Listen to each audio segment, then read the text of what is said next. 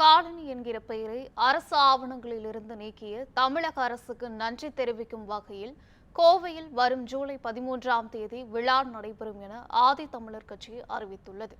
கோவை ஆர்எஸ்புரம் மாநகராட்சி கலையரங்கத்தில் அருந்ததியர் இடஒதுக்கீடு 16ஆம் ஆண்டு வெற்றி விழா காலனி என்கிற பெயரை அரசு ஆவணங்களிலிருந்து நீக்கிய தமிழக அரசுக்கு நன்றி பாராட்டும் விழா, சுதந்திர போராட்ட வீரர் பொல்லான் வீர வணக்க விழா என முப்பெரும் விழா ஆதித்தமிழர் கட்சியின் சார்பில் நடைபெற உள்ளது. ஜூலை 13ஆம் தேதி நடைபெறும் இந்த விழாவில் ஆதித்தமிழர் கட்சியின் தலைவர் ஜக்கையன் உள்ளிட்ட பலரும் பங்கேற்க உள்ளனர். இன்று ஜூலை 13ஆம் தேதி ஆதித்தமிழர் கட்சியின் சார்பாக கோவையில் முப்பெரும் விழாவினை நடத்தவிருக்கிறோம்.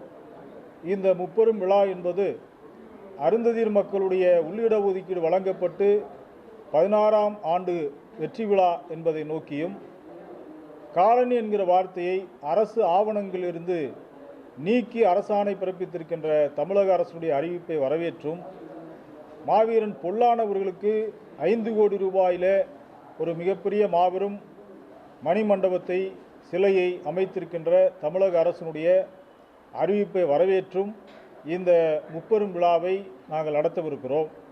இந்த முப்பெரும் விழா என்பது தமிழக முதல்வருக்கு அருந்ததியர் உள்ளிட ஒதுக்கீடை பாதுகாப்பதற்காக உச்சநீதிமன்றத்தில் சிறப்பு வழக்கறிஞரை நியமித்து அதற்கான உண்மையான நடவடிக்கை எடுத்து சமூக நீதியை நிலைநாட்டிய நம்முடைய தமிழக முதல்வர் அவர்களுக்கு நன்றி தெரிவிக்கவும், அதே நேரத்தில் காலனி என்கிற வார்த்தையை நீக்கி இருப்பதற்காகவும், மாவீரன் பொல்லானவருடைய மணிமண்டப பணிகளுக்காகவும் நடத்தவிருக்கிறோம்.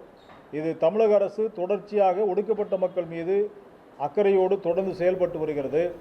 அதை வரவேற்று இந்த விழா நடக்கிறது.